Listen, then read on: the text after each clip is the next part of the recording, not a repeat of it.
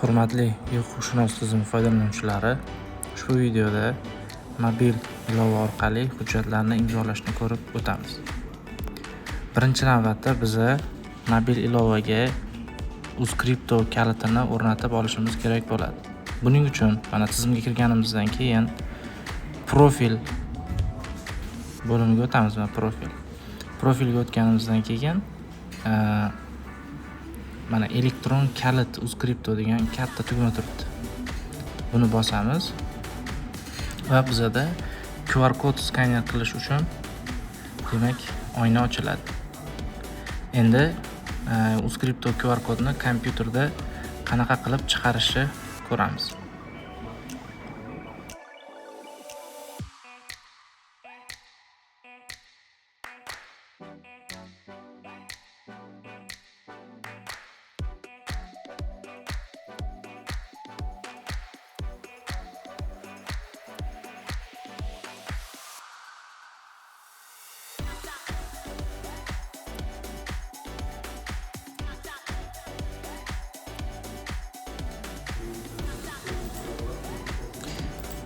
Endi mana QR kodni skanerlaymiz.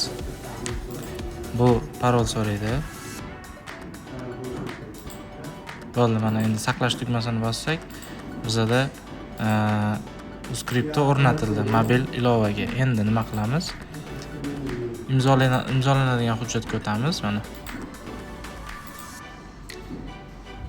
imzolash uchun hujjat yuklanyapti. Biroz kutamiz. Mana QR kod tushirish.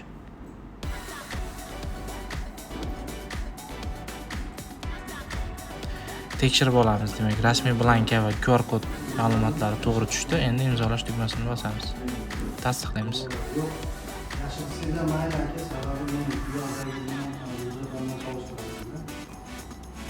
Bo'ldi, mana hujjat muvaffaqiyatli imzolandi deb xabar chiqdi.